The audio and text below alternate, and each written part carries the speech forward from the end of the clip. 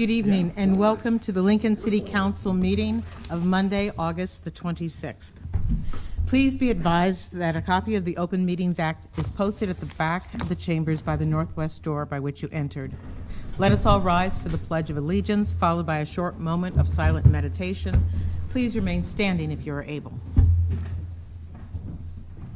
I pledge allegiance to the flag of the United States of America and to the republic for which it stands, one nation, under God, indivisible, with liberty and justice for all.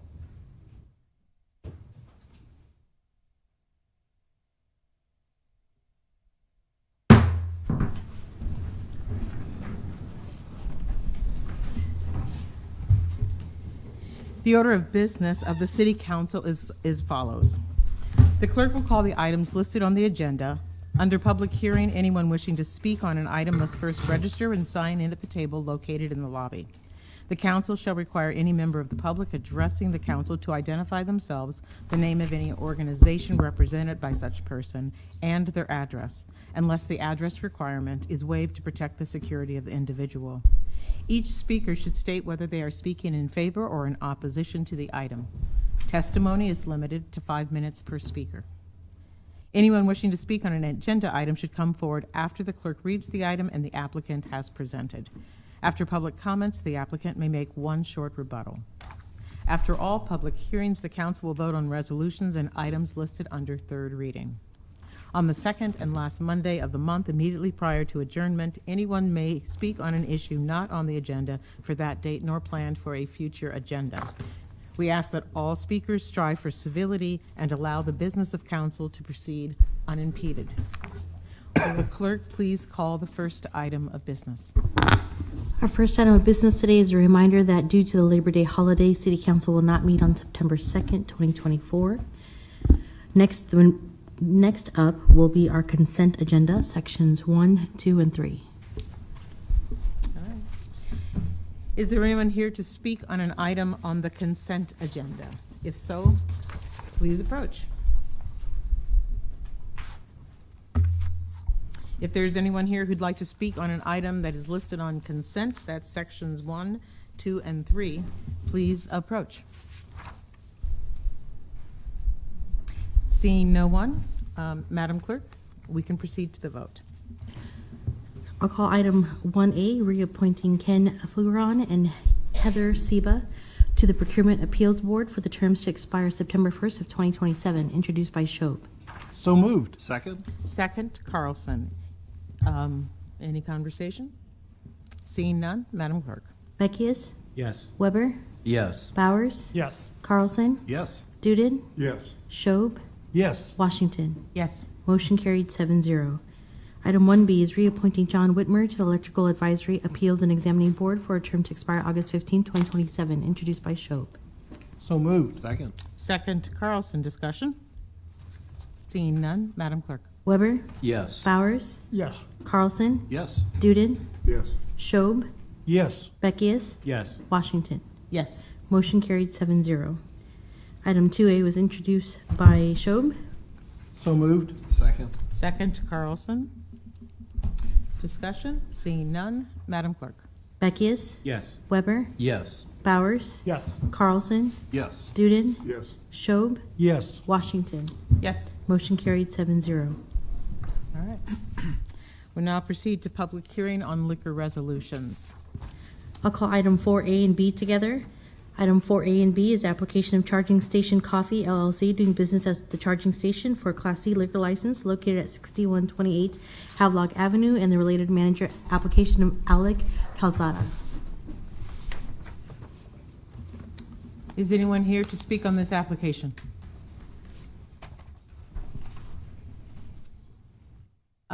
Investigator Parker, would you mind coming forward on this one?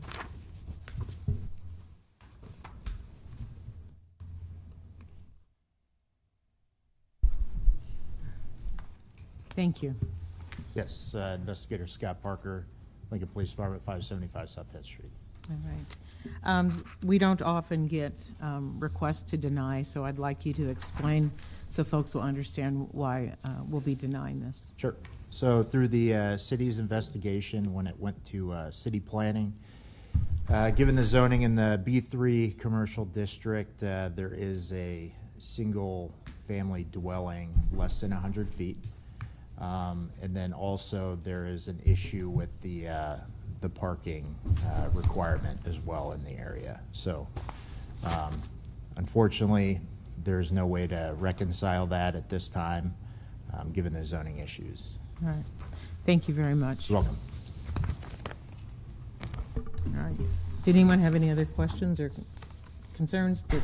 Okay, then we'll move ahead. I'll call item 4C, manager application of Dakota B. Klassen for Littleson East LLC, doing business as Watering Hole East, located at 8300 Northwoods Drive. All right, is anyone here to speak on this? Ms. Clausen, I presume? Come on down. Welcome. Hi. Would you please state your name and address for the record? It can be the business address. My name is Dakota Clausen, and the address is 8300 Northwoods Drive. All right. Would you tell us a little bit about your application? Have you had experience as a manager of a liquor establishment before? When Juicy Lou's was open, I was a manager over there. I didn't have anything to do with the liquor license, but now I am a manager at Watering Hole, so they want to move it to my name. All right. Any other questions? All right. Thank you very much.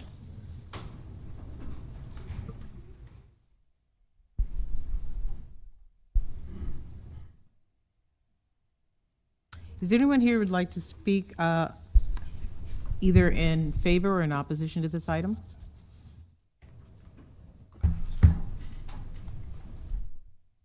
Seeing none, Madam Clerk. I'll call item 4D, application of McKinney's Pub LLC, doing business as McKinney's Irish Pub for special designated licenses to cover an outdoor area measuring approximately 25 feet by 100 feet at 151 North 8th Street on September 7th and 14th from 12 p.m. to 11 p.m., October 5th from 12 p.m. to 11 p.m., and November 2nd and 23rd from 12 p.m. to 11 p.m.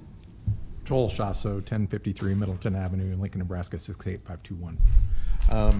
I guess I mainly am speaking on this. There's a little bit of reluctancy. It might not get totally approved. We have to have a police officer there because we're using city property, the 4 parking stalls in front of McKinney's. And it's home football game, so obviously resources are at a premium. I guess for me, the biggest thing is I don't know if the police officer there is a policy or an ordinance, but it really seems like a waste of resources on a game day because it's a really small area. It's not a huge event like we do with St. Patrick's Day or for Cinco de Mayo or the Oktoberfest that's coming up. You know, those need an officer or 2. This one is really small. It's basically an area that would help LPD because it's a spot where people feel like they can hang out and drink and do their own thing on game day. And obviously LPD's too busy for that stuff. There's traffic, there's other things going on game days. We would actually be helping them by having that little area fenced off for SDL. But it is kind of up to them whether it's approved without an officer or with. Questions? Councilman Shob or Councilman Duden, you want to begin? Is there a diagram of this? Yeah, there is. Kind of. Yeah, there is. Yes. Yeah, it's just the parking stalls right in front because people feel like they can stand on the outside of our patio, which is like a 3-foot fence, and drink, and they can't. It's illegal, so we have to tell them to move. This would alleviate that.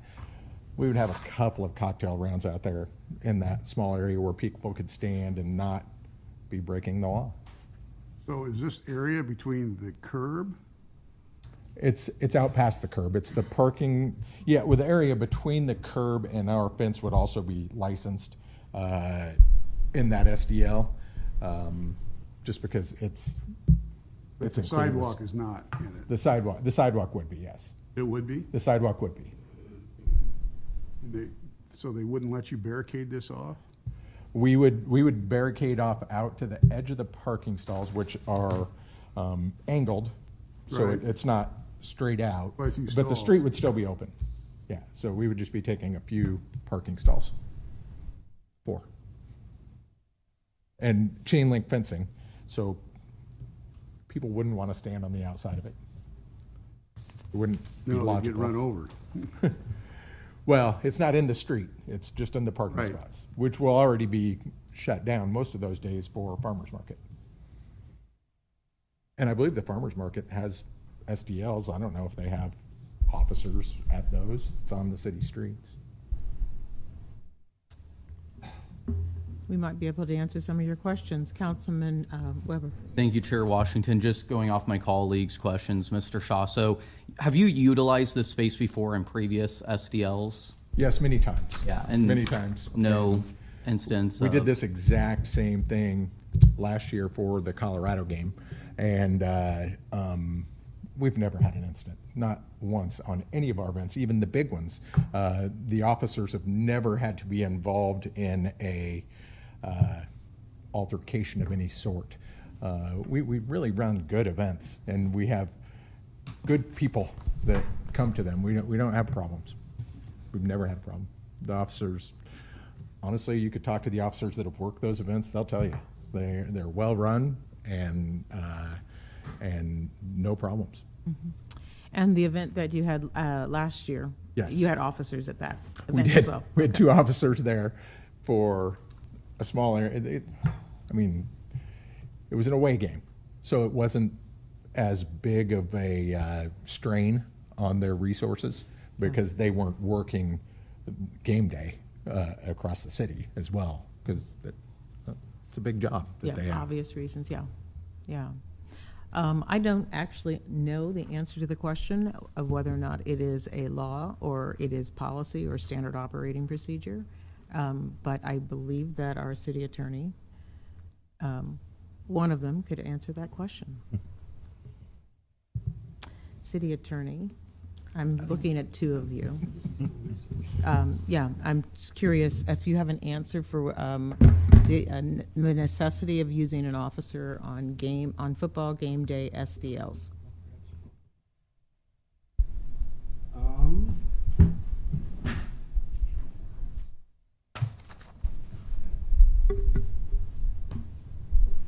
Johansi Christie, city attorney. The first thing I would say is it sounds like, if I understand correctly, it may be able to happen.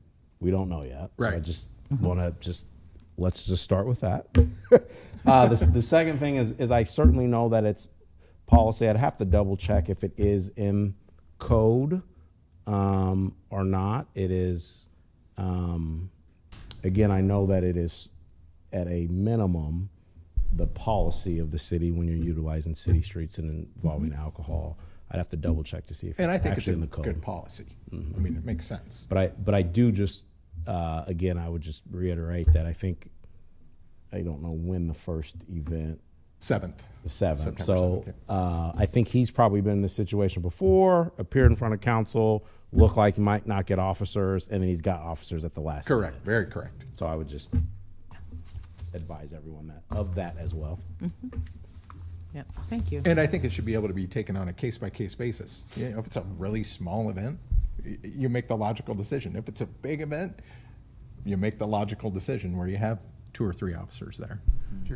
As opposed to blanketing, they all have to. Yeah.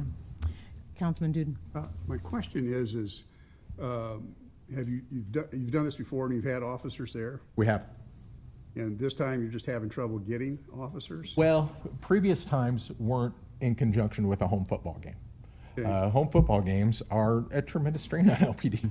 I mean, they're busy all the time. You put a home football game on it, then you put me asking for officers on it.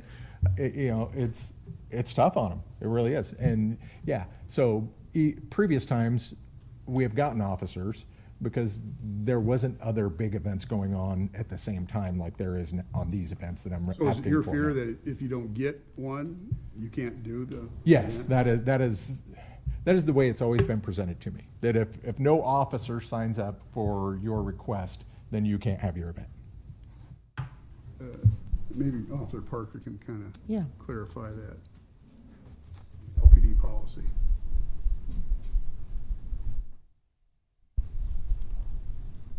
Welcome President back. Parker, again. I'm sorry, what was your question? My sir? question, is it the policy of, when we do these events, that they have to have an officer, and if someone doesn't sign up, then the event is canceled? That is correct. And That that's is happened in correct. the past? It has happened in the past. Oh, sure. yes. Okay. I'd like to ask, just a sort of follow up on this one. I know that it is there are more than one SDL usually on a home football game. Correct. Is the allocation of officers on a first come, first serve, or do all the requests go out at the same time? To my understanding, it's first come, first serve. First come, first serve.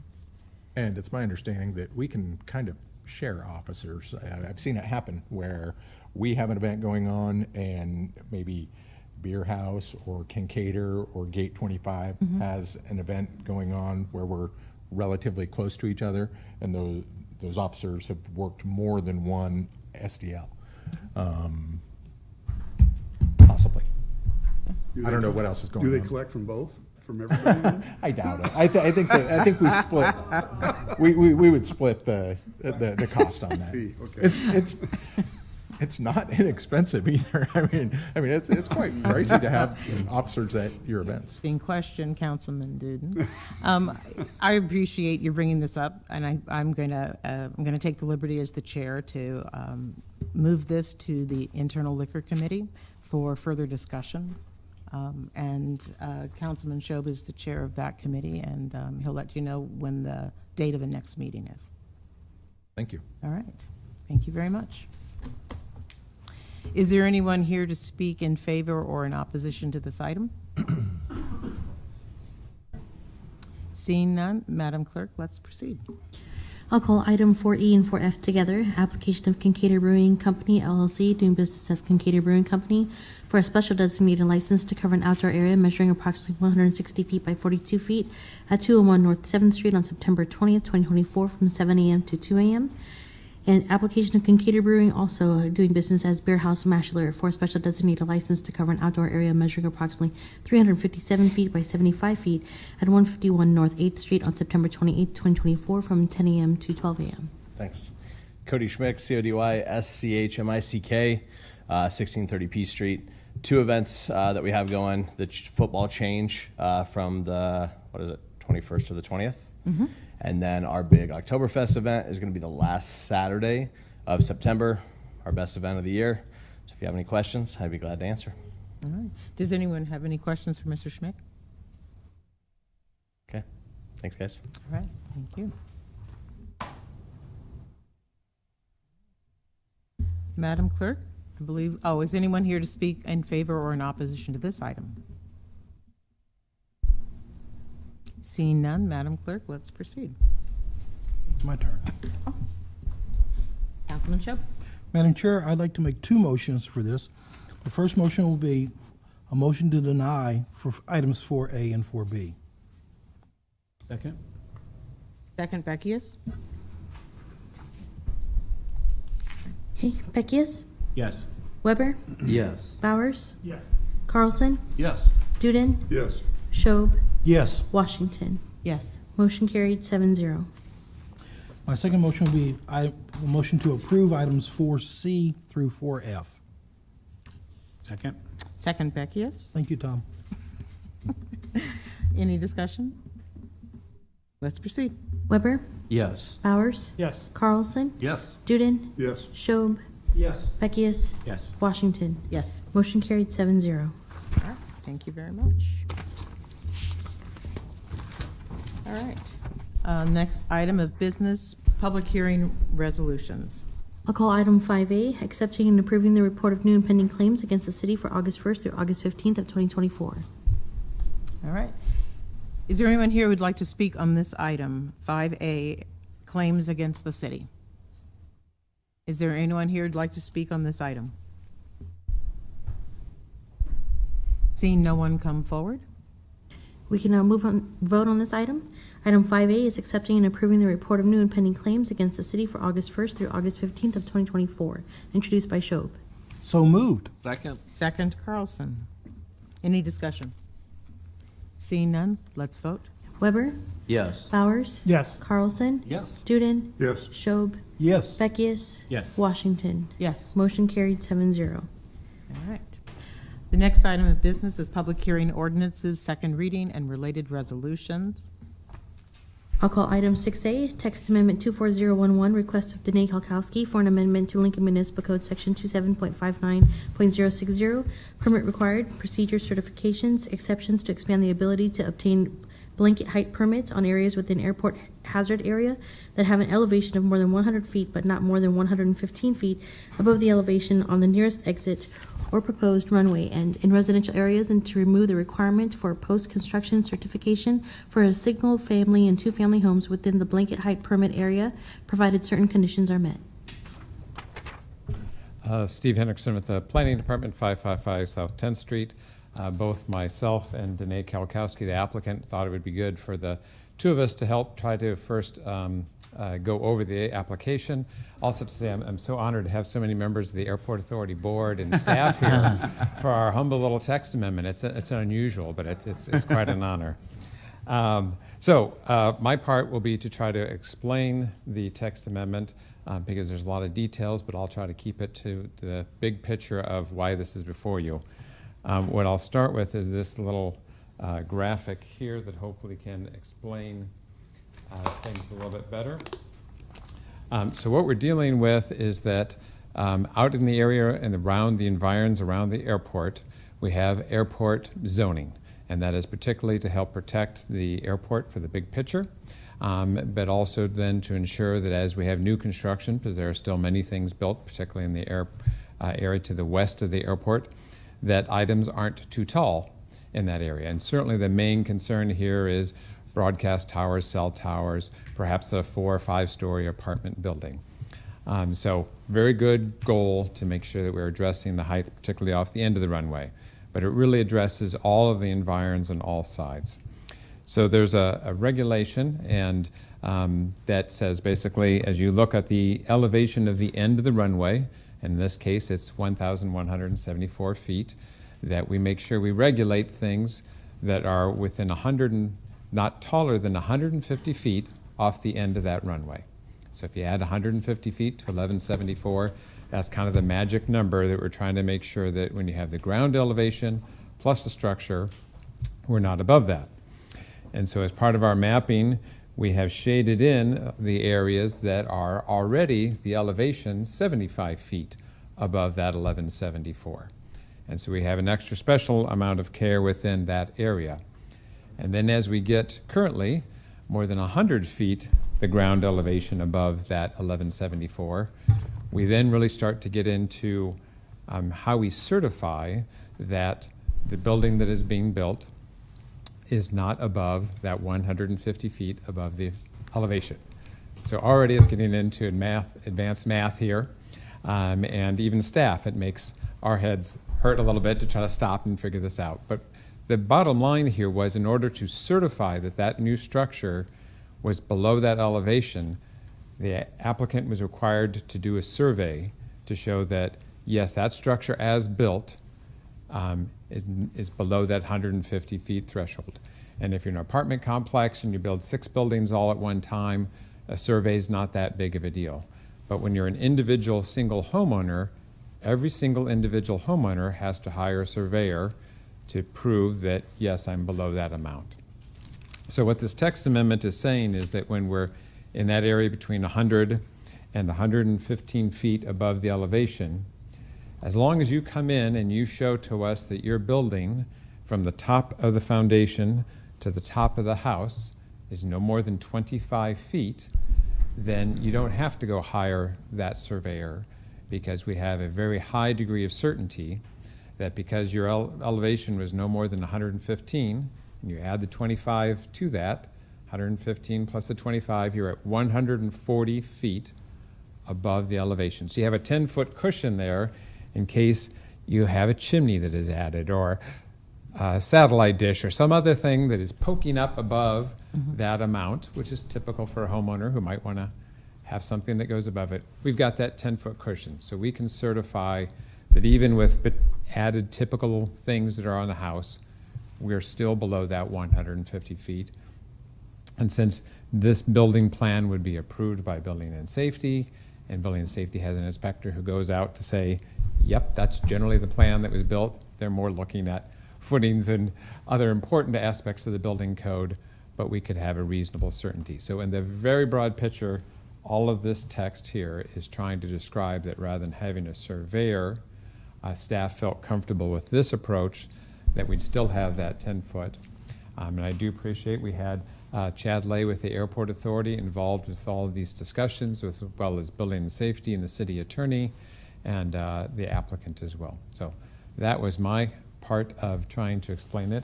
Unless you have any questions for me, I'll turn it over to Danae, who represents the applicant in this case.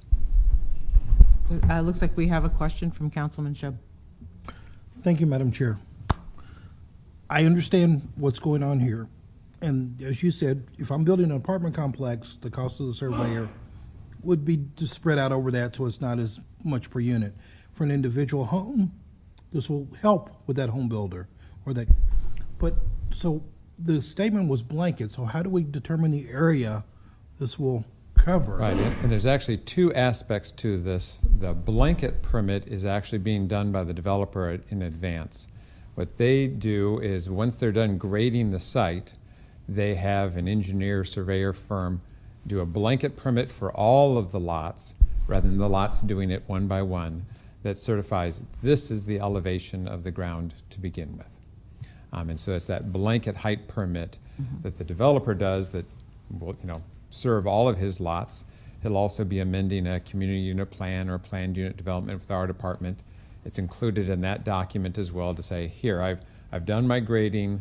I'm proving that my land is either well below the 100-foot mark, or if it's between 100 and 115 feet above I'm within that range as well. And the particular developer in this case, Bob Benish, he has a few lots that are just in that 100 to 105 feet above that 1174, and so he was going to have to, if we didn't have the blanket height permit, which we actually added working with the Airport Authority and Home Builders Association several years ago, the blanket height permit saved us from the cost of each person doing it at the beginning, the elevation.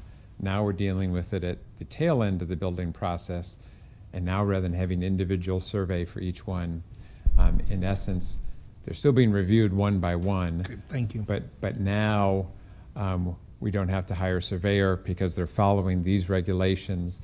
Their CUP shows I'm just trying to build a bunch of single-family houses or townhomes, and so there's not much worry about those going up to 4 feet. They have a 35-foot height limit anyhow, but here they're voluntarily agreeing to have no more than 25 feet from the top of the building to the top of the elevation. I should also say in that little bit of wiggle room, sometimes when a builder, we certify the elevation, they dig out a basement, a little bit of that ground gets spread around on the lot, which actually might add another foot or so there too as well. So even with that foot or two added to and then the house built on top of it, we still have that margin of error of 10 feet. Thank you. Thank you, Madam Chair.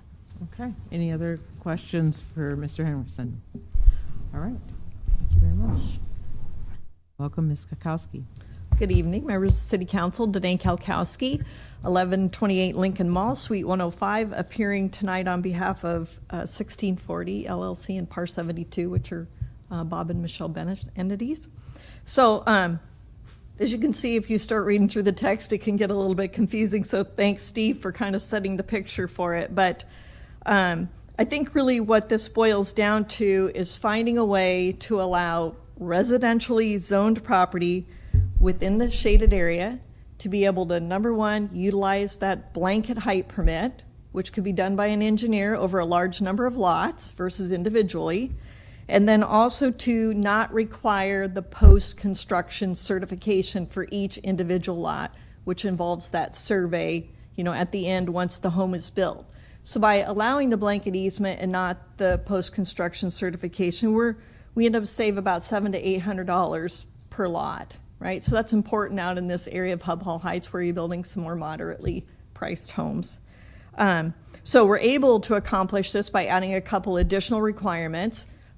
Since we're dealing with a PUD or a CUP, we have the ability to put that restriction to 25 feet, which most homes, single-family homes, even a two-story single-family home doesn't get above 25 feet.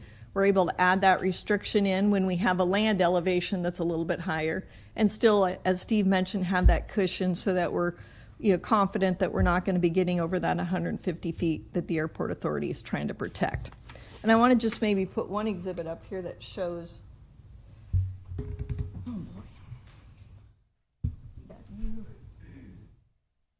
So the area I have outlined in blue for you is Hub Hall Heights 15th edition, 77 lots, okay?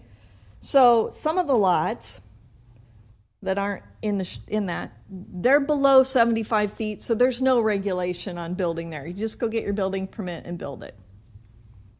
The lots in pink were areas that under the current zoning, it's 100 feet or less, so you could do the blanket height permit and you don't need post-construction certification. And that was 28 lots. So the lots we're talking about that are impacted by this text amendment are the 36 additional lots where the elevation's above 100 but not more than 115, right? And so with those 33 lots, under this height, or under this adjustment to the text, we're able to come in, do the blanket, show that we're 115 feet or less. In our PUD or our CUP, we're going to restrict that height to the 25 feet, and they'll be able to verify that on our building permits, and then we won't be required to do the post-construction certification. So in this addition of 77 lots, we have 36 lots that now don't have that $700 or $800 charge in order to be able to satisfy and still provide the protections that that we need for the airport authority. So I guess kind of in conclusion, I think this is a perfect example of the city, the airport authority, everybody trying to work together to make one small adjustment to regulatory language that makes common sense and allows us to eliminate, some additional costs that every little bit helps, right, with trying to keep our housing affordable in our community. So that's really what this text amendment is all about. And I'd be happy to answer any questions if you have any. Councilman Duden? Does this, thank you, Chair Washington. Does this benefit the home buyer? And will he realize this savings, or is this something that's the developer puts in his pocket? Well, anything that the developer gets savings on is a cost not necessarily passed on, right? But the post-construction certification would definitely have been a builder cost, which would definitely get passed on to a home buyer. Okay. Because it would be the builder coming and getting the permit and then having to certify after construction that the dwelling is a certain height. Is that maybe like saving like $500-600? Yes.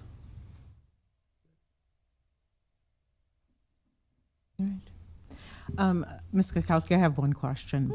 So I'm assuming when the development is all built out, there's a homeowners association? Yes, there is a homeowners association out here. Because I have some curiosity about folks who, after they've moved in, they've settled in, and their house is at 140, 139, and then they decide, oh, what I want is a personal windmill, or oh, I really want a tall flagpole. And I realize that, yes, you would have to apply for a permit for an extra tall flagpole, but I am kind of curious if this is also installed in their deed and in their homeowners association paperwork, so that they at least have some forewarning that they shouldn't. Well, obviously, it would be in the CUP, right? So if anybody went and looked at the underlying governing document of the CUP, it would be very clear in there as an exhibit.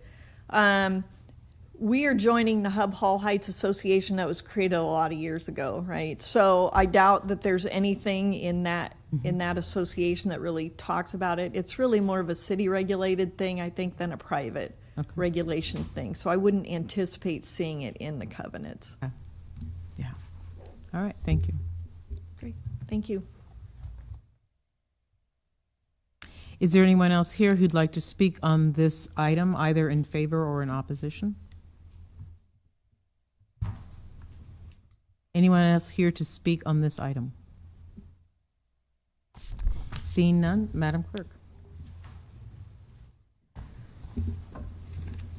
That concludes section 6. We should move on to section 7, ordinances, third reading and related resolutions. Item 7A is correcting the legal description of the area to be annexed by repealing and replacing ordinance 21642 as previously adopted, introduced by Duden.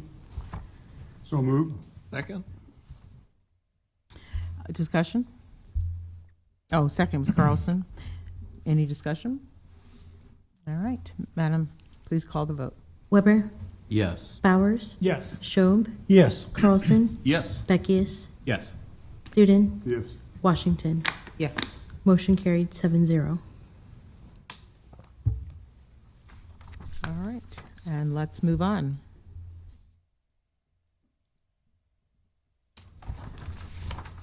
We are at resolutions, action only. This was an item that was brought to us last week for public hearing, and when we delayed the vote by 1 week, we delayed the vote with no additional public hearing. Just saying that out loud, because I think there are a couple of people who've come in hoping to speak on this item. Okay. All right. I'll entertain a motion, Madam Clerk. I'll read the item. Item 8A is approving a tax levy request from Lincoln Airport Authority, introduced by Duden. So moved. Second? Second, Carlson, any discussion? Madam Chair, Yes. I would make a motion to divide the question, to divide the resolution into the levy for the bond repayment, and then divide it into the levy for the non-bonded capital improvements and other operational expenses as outlined in the resolution itself. Okay, to divide the question. Thank you. I'm going to hold that. Divide the question. Is there a second on? Does that need to be a motion, or is that a privilege every council member has to divide the question? I believe there's been a motion, it should be seconded, and then it should be voted on, I believe. So, Whether we do divide. yes. Okay. I will second. Okay. Thank you. All right. So let's vote on whether to divide the question.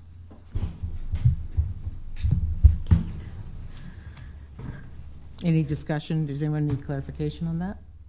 All right, Madam Clerk. Schob, No. Washington, oh, excuse me, I'm sorry, Bowers, No. Duden, No. Carlson, No. Weber, Yes. Beckius, Yes. Washington. Yes. Motion lost 3-4. All right. I do request that we have someone move a motion to amend number 1 in order to exchange or substitute so that we have the correct calculations, since valuations were just settled last week. Madam Chair, I'd make a motion to move amendment number 1 to update the levy rates based on final evaluations. Thank you. A second? Second? Second, Carlson, thank you. All right. All right, any discussion about that? I think we all have a copy of it in front of us.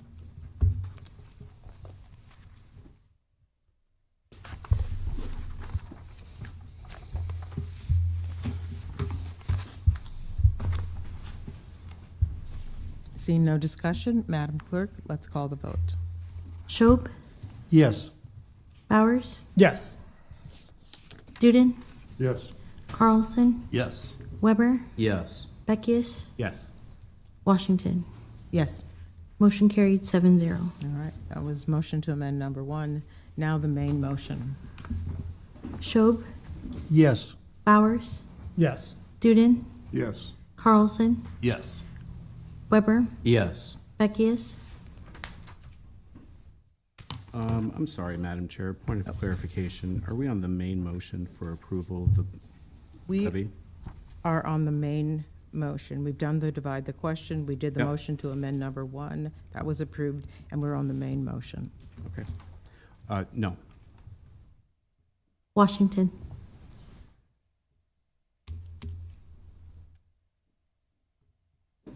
No. Motion carried, 5-2.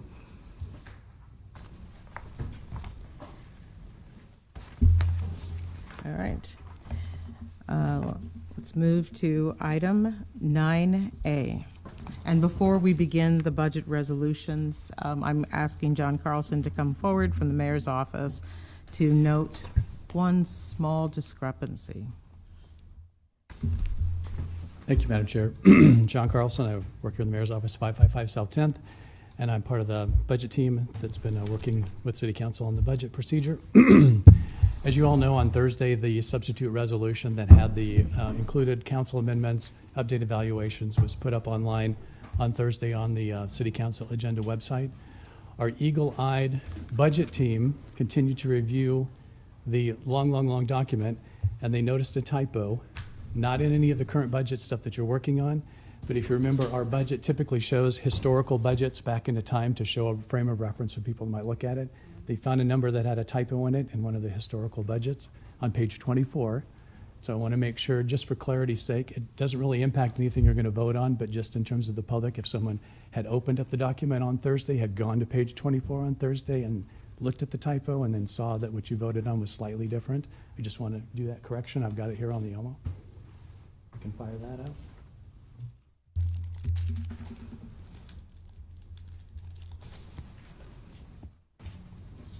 All right. So this will be maybe tight for you to see, but this is page 24. This shows the general revenues, different properties that are going to come in. This shows the overall market value of all property from 2019 up into and including the new budget years. These are the two budget years that you'll be voting on. This is 23-24, and that's not the right number for 23-24. If you went to the online budget right now, online at the budget website, you would see the correct number, but this doesn't have the correct number. So the substitute resolution now contains the correct number, which is this $34 billion number, not this $35 billion number. So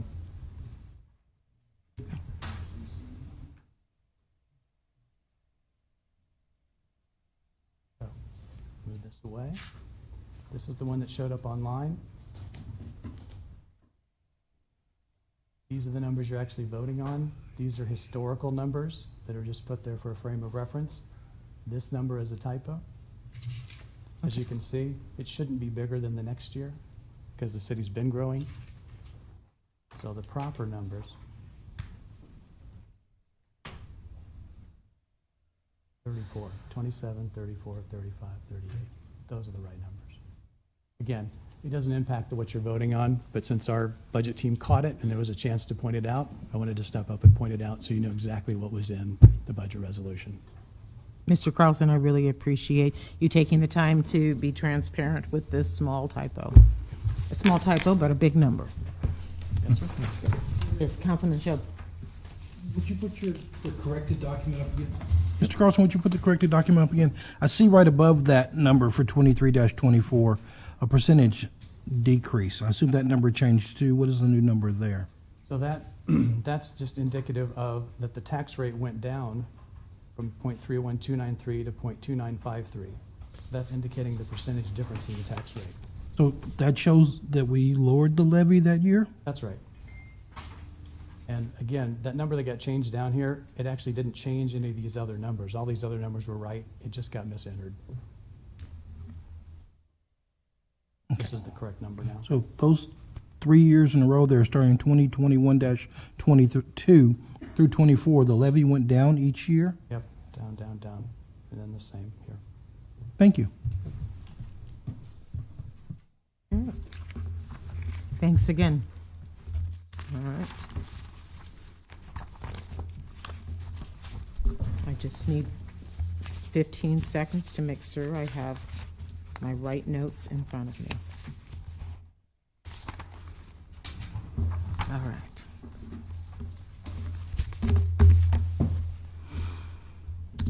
All right, we are ready to move forward into the vote on the budget resolutions, 9A through 9W. Madam Clerk, would you first begin by reading 9A?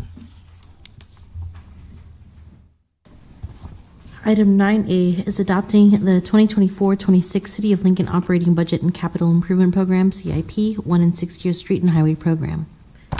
Introduced by Beckius. So moved. Second? Second, Carlson. All right.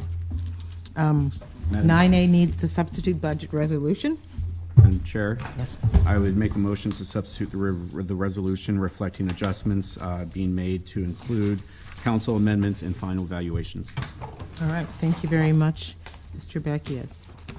Is there a second? Yeah, second was Carlson. All right. Great, appreciate that. Any discussion about the motion to amend? Madam Clerk, let's vote on the motion to amend. Weber, Yes. Bowers, Yes. Schob, Yes. Carlson, Yes. Beckius, Yes. Duden, Yes. Washington. Yes. Motion carried 7-0. All right.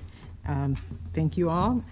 We are moving forward now to the main motion. This motion includes all of our amendments, and anyone watching from home know that this is the major resolution on the budget that includes the 1 and 6 year street highway program, the capital improvement plan, and all of the council amendments added in the over the summer. All right, may I have a first? Would someone like to move this? We have a motion. Oh, we and a do, second. I'm sorry, I did the motion to amend and then main motion. Now let's vote on the main motion. Voting on the main motion, Weber, Yes. Bowers, Yes. Schob, Yes. Carlson, Yes. Beckius, Yes. Duden, Yes. Washington. Yes, Motion carried 7-0. excellent. All right.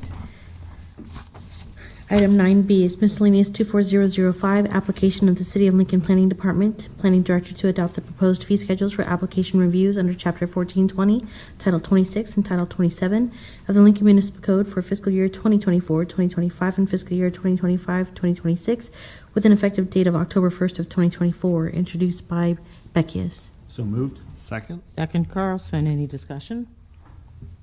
Call the vote. Weber, Yes. Schob, Yes. Beckius, Yes. Duden, No. Bowers, Yes. Carlson, Yes. Washington. Yes. Motion carried 6-1.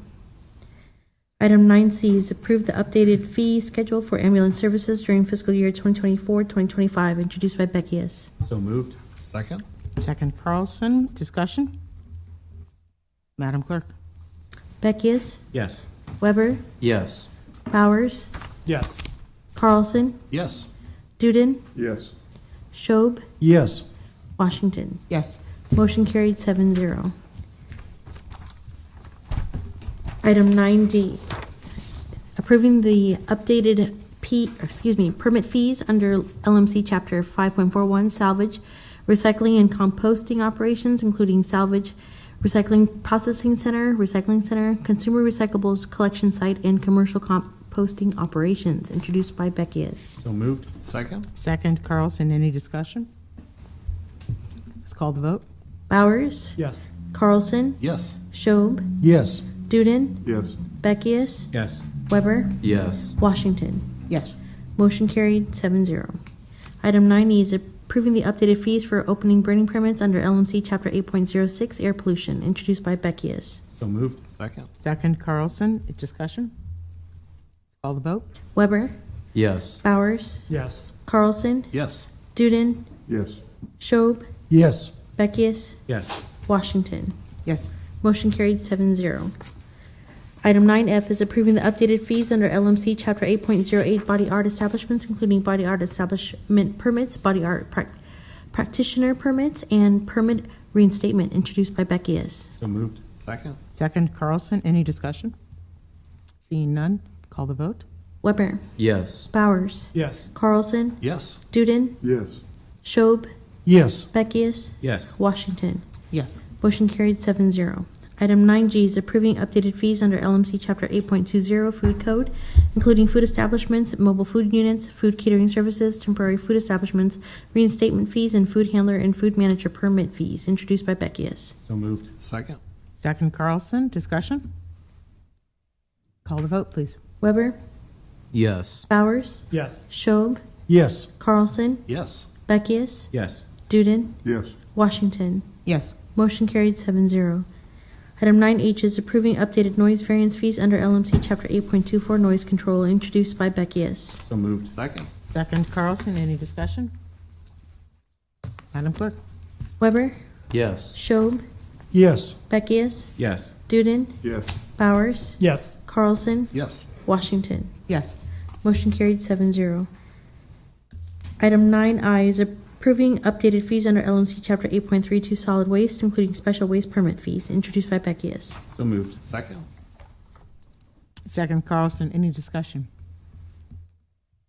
All right, Madam Clerk? Weber, Yes. Bowers, Yes. Schob, Yes. Carlson, Yes.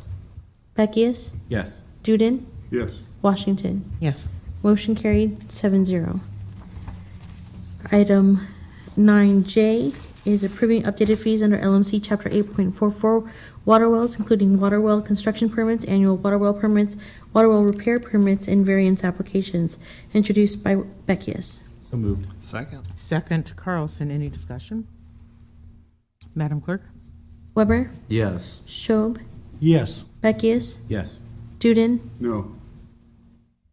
Bowers, Yes. Carlson, Yes. Washington. Yes. Motion carried 6-1.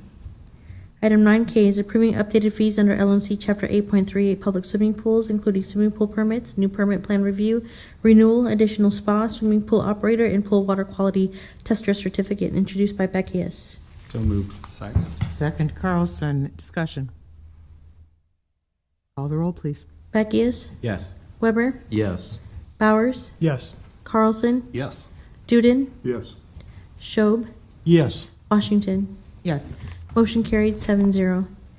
Item 9L is approving updated fees under LMC Chapter 24.38 on-site wastewater treatment systems, including construction and repair of on-site wastewater treatment systems, cleaner permits, installer permits, and development area reviews, introduced by Beckius. So moved. Second. Second Carlson, discussion? Seeing none, please call the roll. Bowers, Yes. Carlson, Yes. Schob, Yes. Duden, Yes. Beckius, Yes. Weber, Yes. Washington. Yes. Motion carried 7-0. Item 9M is approving updated fees under LMC Chapter 24.42 Regulation of Property Transfers with On-Site Systems, including review of property transfers with on-site wastewater or water systems, introduced by Beckius. So moved. Second. Discussion?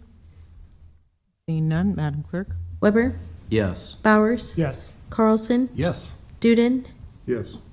Schob, Yes. Beckius, Yes. Washington. Yes. Motion carried 7-0.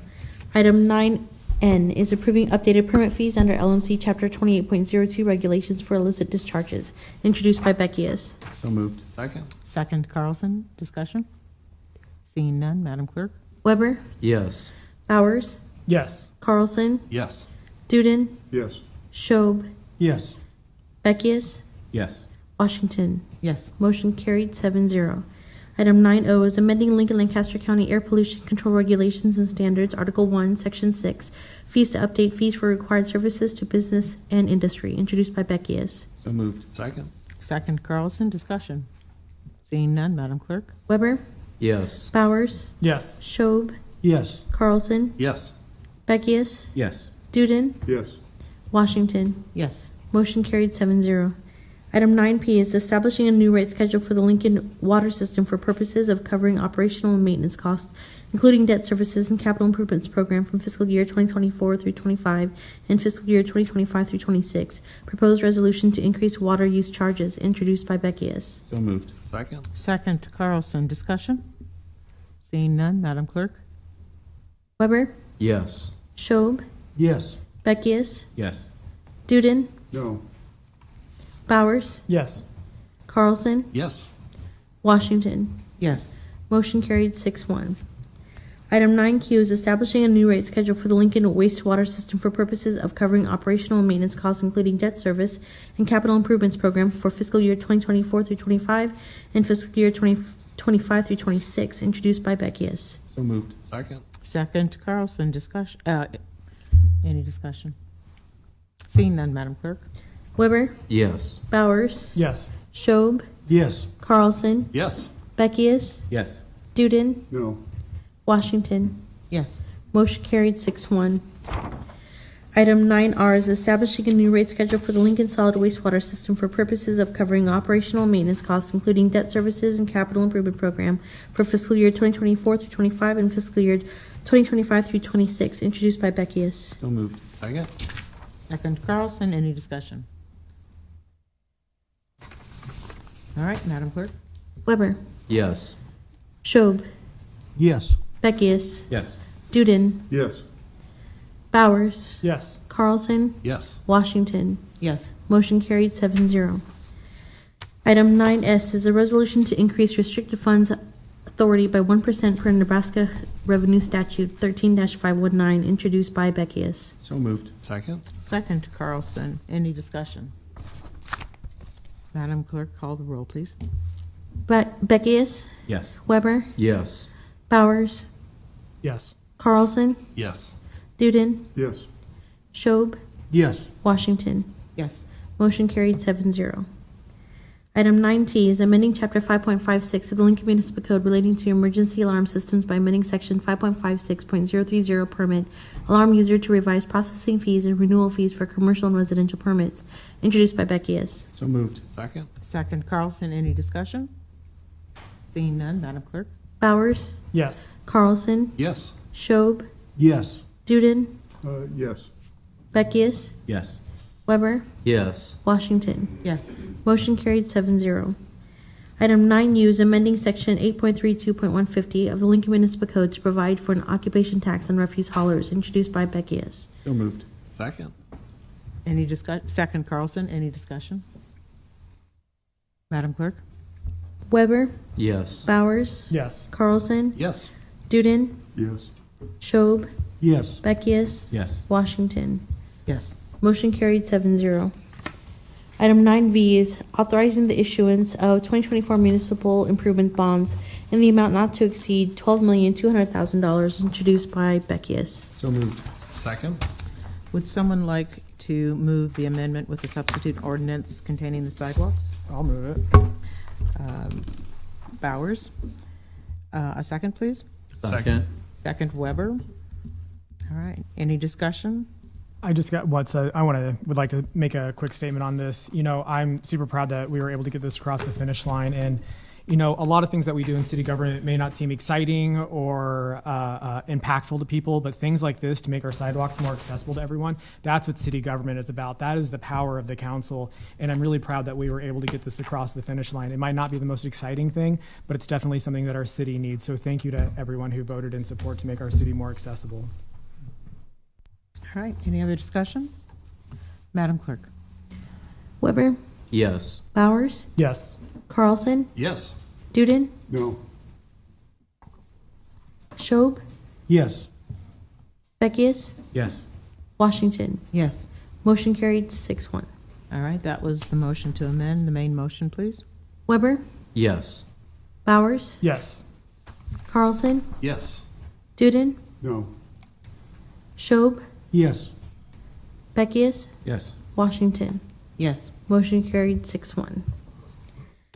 All right. Item 9W is approving the transfer of unspent and unencumbered appropriations between certain capital improvement projects, introduced by Beckius. So moved. Second. Second, Carlson. Any discussion? Madam Clerk, please read the roll. Weber, Yes. Bowers, Yes. Schob, Yes. Carlson, Yes. Beckius, Yes. Duden, Yes. Washington. Yes. Motion carried 7-0. And with that, the budget is done. Madam Clerk? Section 10 is resolutions. First readings are items 10A through 10C. Section 11 is ordinances. First reading and related resolutions are items 11A through 11D. Our pending list item is section 12, items 12A through 12H. All right. Thank you very much.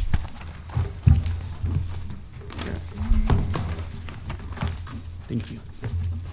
Pardon me, there was a lot of paper today. There really was a lot of paper today. All right. Since this is the last meeting of the month, anyone wishing to address the council on a matter not on this agenda and not planned to appear on a future agenda may do so now during the open microphone session. Individuals are allowed a total of 5 minutes to speak regardless of the number of topics. All right. Good evening and welcome. Good evening. I'm Rosina Paolini. I'm at 1850 Dakota in Lincoln, Nebraska. Way to endure all that. Thank you so much. I am, give me a sec, forgive. Oh, I emailed you all last week about a walk audit. Madam, sir, amazing. That was a lot of reading tonight. Thank you. Indian Village Neighborhood Association is going to conduct a walk audit. We are conducting a walk audit to address the traffic conditions and the need to decrease traffic crashes and improve access to public places in the neighborhood. We need everybody's perspective. Your perspective is super important because you get to hear from all of the department heads and have a weigh in on a lot of what is going on with our planning.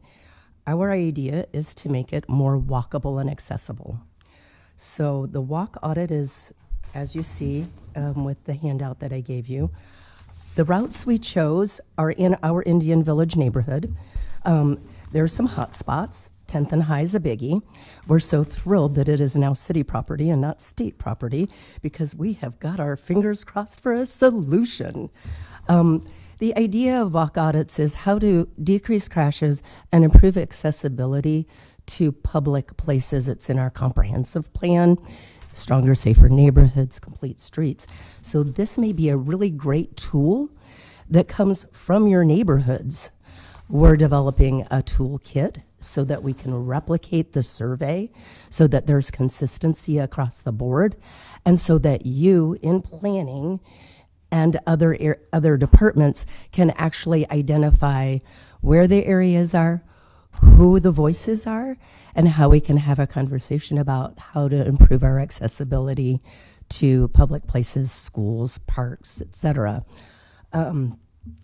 The hotspots we chose were 10th and High, 17th and Stockwell. It's a 4-way stop right outside of Beatty School. It is an area where we used to have the snow cleared in the winter because it was a bus route. Now it is no longer a bus route. So people often slide through that intersection. So we're kind of looking for solutions there. And then the other area would be 17th and Burnham, where it's access to a bike route, and the idea is that we can actually complete the Helen Bucelas Trail. I never look at the time, thank you. So the idea is if this can be a part of planning in the future, it may give that lens that engineers don't have. Noise, speed, variables like no shade for bus places where the bus stops, some of those variables. So we're hoping to really provide a variety of lenses, people who can ambulate, people who can't, people who can see, people who can't, elders, people pushing strollers, and then we'd like to make it accessible to everybody because you may not be able to show up on the 29th. So magic happened. This is not my technology, but we have a QR code that we will be putting at those hot spots, and then in Van Dorn Park at the Pavilion. And then we'll be having a celebration at 6 p.m. at the Pavilion so we can all discuss what did we see? What did we learn? How can we possible solutions? we're thrilled that like the county commissioner's interested, our fire chief's interested.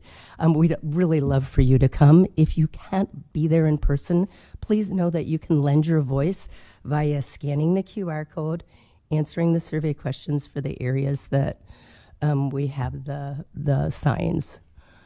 Is this kind of exciting? Just a little bit? I'm kind of excited. We just want to provide solutions, and I think this is a great way to unify our community. So thank you for your time. I really appreciate all you've done this last month. Have a great day. I actually have one question, Ms. Paolini. The QR code, is it on, it's not on the sheet? It's not on the sheet, but it'll be on each sign. All right. And so the signs will be at, thank you, maybe we need to do better outreach with that. The signs will be at the pavilion at Van Dorn Park. It'll be thank you Super C in the grass at Super C at 10th and High, in the grass at 17th and Burnham, and then the principal will be at 17th and Stockwell. So we'll have signs around the school as well. And we're just encouraging everybody to participate. I think it will bring questions that maybe we haven't thought of before. All right. Thanks you for the very much. question. All right. Thank you. Enjoy your evening. Good evening. Keishawn Lungelo, 323 North 44th Street, here again to advocate for the Palestinian people because they can't do so themselves. And here to try to get the company that is making the weapons that go to kill the children and innocent civilians over there in the Gaza Strip, try to get the city of Lincoln to kick them out. I usually come here, I'm honestly getting really tired of coming here, but this really isn't about me. This is about making sure that we stop sending our tax dollars to overseas to go kill innocent civilians and children. I usually come here and I show death and destruction, but today I wanted to show something else.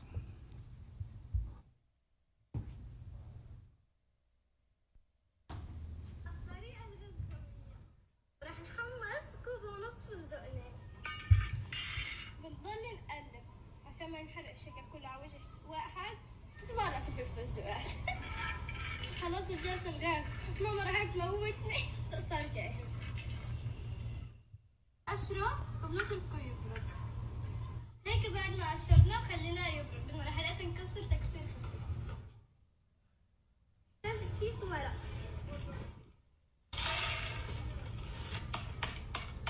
هلقيت بدنا نكرمل نص كوب سكر. وبنستناه عبال ما يبدأ يتكرمل من الأطراف وبعد ما داب من كل الأطراف هلقيت بدنا نقلبه.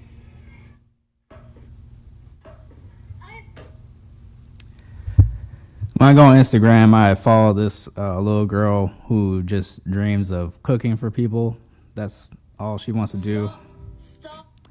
And she recently posted something that says, I received hundreds of messages from all of you telling me to stay safe. Can any of you inform me exactly how I can stay safe if I'm living through a genocide where a civilian, child, or elderly, or anything else along those lines is not differentiated? I do not want to have my tax dollars going to kill little girls like that. Little girls like that should just be able to do whatever they want to do, follow their dreams, and cook for people as she wants to do. She shouldn't have to worry about bombs being dropped on her. She shouldn't have to be worried about tanks being used to kill her or snipers being around trying to snipe her. She just should be worrying about playing, cooking, going to school, having fun, doing what little kids should be doing. When instead, my tax dollars are going overseas to kill her. Like, what has she done and y'all other children or civilians to deserve death? We just got finished talking about the budget. Our tax dollars should be here helping us, helping our community, but instead it's going overseas to kill little girls like that.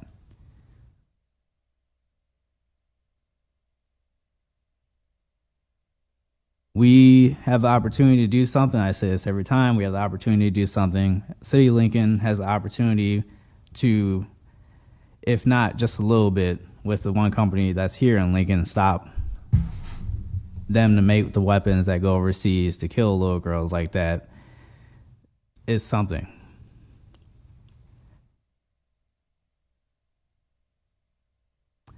That's all I have. Thank you. Is there anyone else here to speak this evening?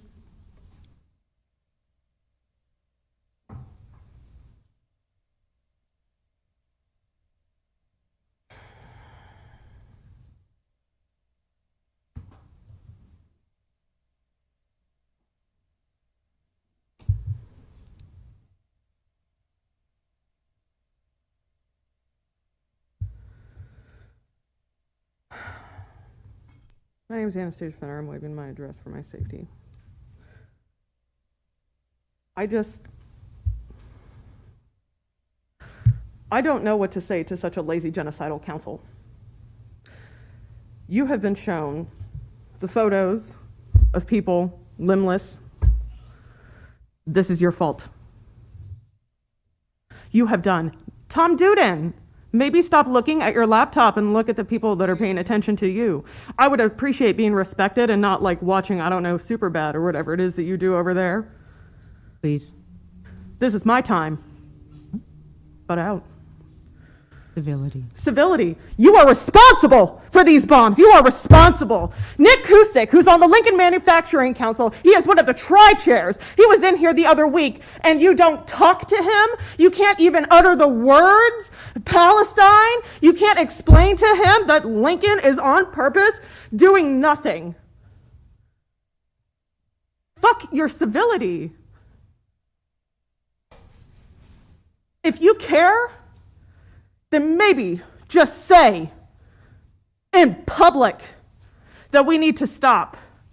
Maybe call someone who's like the head of all of these departments that you hear from and actually try to do something about it. It is incredibly insulting to know that these bombs are made in Lincoln, and here you are, especially you, Sandra, saying you don't want to shame a business. You don't want to shame somebody who's killing children? Is it? Do you not want to shame people who do wrong? It seems as though you all don't care. You don't care. If you did, someone would bring something up. Someone would be by our side when we go and we demand an ending to a genocide. The numbers could be as high as 300,000 people because there is no one properly counting this because our bombs keep making it impossible. Hellfire missiles. Is that what your legacy is? It truly is. God, you are so lazy. You talk for a living and you can't even talk to the people that matters. You can't even say something that matters. You would rather go socialize, have a drink, ignore all of the ills of your own city. Because you allow Lincoln to be a harbinger of death. What do you think it says about us when we just continuously allow these people to be slaughtered? Have you not seen it? Has it not been in your face? I don't understand where the cognitive dissonance is. Either you do or you do not care.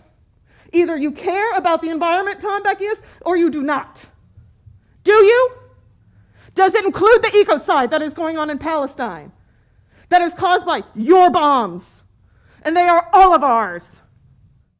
Especially yours, because you are in power and can do something. You just are choosing not to. You are the weakest willed that we have, because one of the worst things that we have ever seen. Children hit by bombs so hard that they are pinned to walls.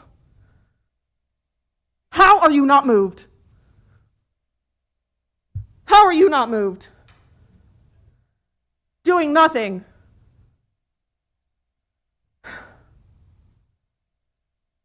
There are people that you can contact. I know that you know. You can't say that you don't. You have been educated thoroughly. So where is the compassion? Why aren't you talking to the tri-chairs? I've tried emailing them. I've tried talking to my senators. I've tried talking to my representatives. And you know what they fucking tell me? They tell me, oh, we will get that message to the congressman. We will get that message to the senator. Really? Working so great. Have you tried? Have you tried? Have you said, we as Lincolnites don't want these bombs made here? Then why don't you go directly to General Dynamics and you stand in front of the police and you stand in front of the police and you all risk what we risked by just simply saying, don't do it. And if you're looking for a job, do not sell your labor to genociders. Do not work for the city. Do not work for prisons. And definitely do not work for General Dynamics, because these cowards apparently can't get it to stop. So maybe if you're looking for a job, maybe you can stop it. Time. Sandra, would you say free Palestine for me? Would you say that Palestine deserves to live? Ms. Finner, your time Would you is say up. that Palestinians This deserve is to not live? a conversation from the dais. Would you, Sandra, say that Palestinians deserve to live? You would like to speak with me afterwards. I Right will now. speak to you. Say it publicly. Point of order. Point of order. Your time is Real cute. up. Are you going to say it? I am Are you not going going to say to that these take people your deserve demand. to live? Are you going to say that these people deserve Ms. to Finner, live? please back Miss up. Washington, Thank you. maybe have a soul.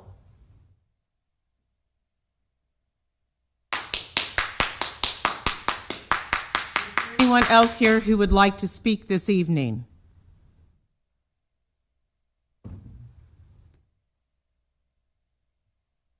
Good evening. Good evening. My name is Roy Helm. I identify with the pronouns of he and him. I reside at 2750 South 13th Street, which is Oto, Missouri land. I want to offer an apology. The last time I spoke, I responded to the audience and the gallery, and that's inappropriate. I did not allow Madam Chair to do her job, so I apologize for that. That was me getting caught up. I did struggle with the conflict of interest this evening, as Congressman Flood is down the street with a town hall meeting, but I thought my time would be better spent amongst people who actually get work done rather than see him. And besides that, it's plenty hot out. I didn't need any more hot air in my life, so here I am before you. And while I'm speaking of hot air, I think it's important to appreciate that there was a lot of hot air coming from the Capitol building just over there a few blocks regarding property taxes and property tax relief. And I know that this body does not have a lot to do with that, but my comment about that just has to do with instead of spending time working on property tax relief, maybe we should be looking at homeowners insurance and property insurance tax relief or cost relief. I've seen my homeowners insurance double, and I know part of that is because the valuations have gone up, but my valuations have not gone up in a like manner that homeowners insurance has. So, and that, you know, let's also tie automobile insurance in there. So I think there needs to be more inquiries about that, because it just doesn't seem right. And it is costing all of us, the citizens of Lincoln, whether you own property or rent, it's costing us all money, and it's not staying in the state. It's going to businesses. So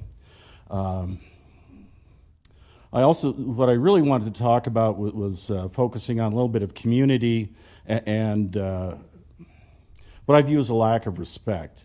I was at a large box store, Southwest Lincoln, the other day, and in the produce section, and there was a couple, and they were looking at strawberries, and the woman had a box of strawberries, the man had a box of strawberries, and they decided to go with the woman's strawberries.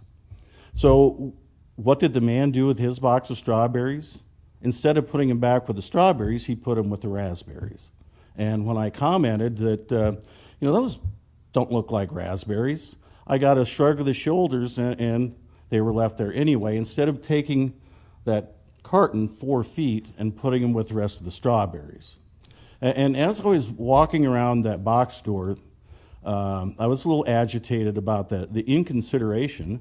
I was noticing all kinds of goods out of place all over the store.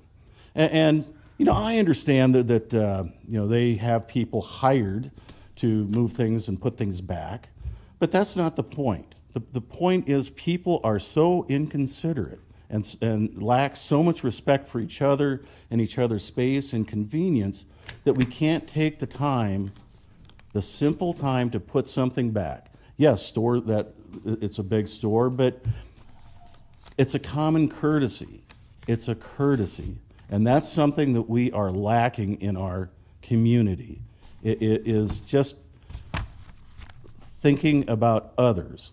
And it doesn't take a lot to, you know, do something kind.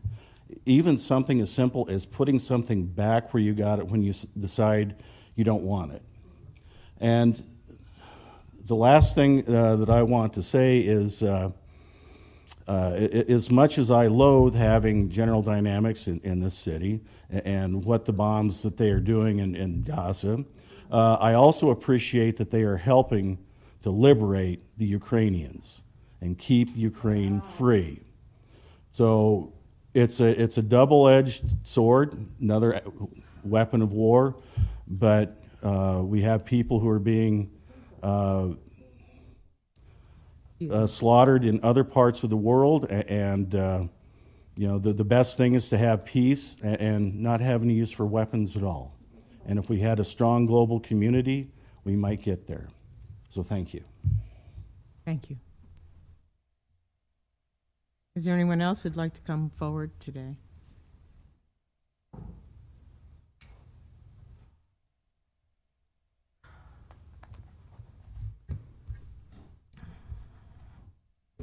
Welcome back. Thank you. Well, hello. I'm Tracy Axmett, 7201 Willow. I research and write about the local impact of global agendas, currently focused on propaganda and false flag attacks. I'm here again today because of the city's COVID response and years of research into healing. Last summer, a state senator told me that context doesn't play a part in debate. I believe context matters. The censored stories of medicating drinking water with fluoride chemicals is just one of many similarly censored stories covered over by propaganda and false flag attacks. Here are just a few of the censored stories of harm, that you would find little, if any, valid information in a regular Google search or any ChatGPT result. The healing nature of raw milk and the harm of pasteurization. The 150-year virus debate, challenging the current working hypothesis that viruses exist and cause disease. The story of vaccine fraud and harms. And finally, stories of war. Instead, the stories we hear are fear-inducing, many times horrific and vicious. Stories led by public-private partnerships, as U.S. Marine Corps Major General Smedley Butler claimed in his 1935 book, War is a Racket. Butler said that war was the only racket international in scope. 90 years later, we can see how the racket has expanded. To be sure, many of the horrific stories are true, absolutely true, but many are not. Consider the extent to which war, suffering, and fear produced as distractions from campaigns to control and further divide us. Robert Kennedy Jr., longtime environmentalist and advocate for children's health, said on Friday that government and media are to blame for the state of censorship and harms. Perhaps they are, in part, but as I've learned during the COVID era, I agree more with his uncle's challenge to us. That is, what more could we have been doing? How much blame do we share? How can we participate positively now? Many of us, myself included, would have a hard time identifying, let alone boycotting or divesting in all of the companies, industries, and government controls running this racket. Some say the solution to this control is to build a parallel society. So the good news, so-called parallel societies still exist. Some are so large they were left undisturbed during COVID. And a vast list of people can be credited with their survival. People past and present who participate in various research and campaigns challenging prevailing consensus science concerned with protecting freedom of speech and open, honest debate and discovery are Antoine Beauchamp, Samuel Hahnemann, Florence Nightingale, Milton Rosenau, J.R. Crew, Weston Price, John Christopher, Ron Schmidt, Carrie Mullis, David Brownstein, Sally Fallon Morell, Tom Cowan, Andrew Kaufman, Stefan Lanka, Michael Yaden, Paul Bourdieu, and Arthur Furstenberg, just to name a few. As for what I'll do, I've chosen to share my research and to share what I've learned from my own experience and from the extensive work of these people and from my new friends I would have likely never met without COVID. Another bit of news on the fluoride front last week, after 8 years and an unprecedented number of peer reviews and attempts to suppress its release, the National Toxicology Program released its 300-page report concerning fluoride exposure, neurodevelopment, and cognition. NTP authors report of the 72 studies assessed, that of the 19 studies deemed high quality, 18 of those reported an inverse association between estimated fluoride exposure and IQ in children, similar to the NTP's report on the toxicity of EMFs. The report concludes, as expected, with more studies are needed. Fine. If you're so inclined, please support the fluoride regulation review on September 18th. Thank you very much. Thank you. Is there anyone else wishing to speak this evening? Then I will welcome a motion for adjournment. I'll make that motion. I'll second. Duden, Carlson. Madam Clerk. Duden, Yes. Bowers. Yes. Schob, Yes. Beckius, Yes. Carlson, Yes. Weber, Yes. Washington. Yes, Motion carried 7-0. the meeting is adjourned.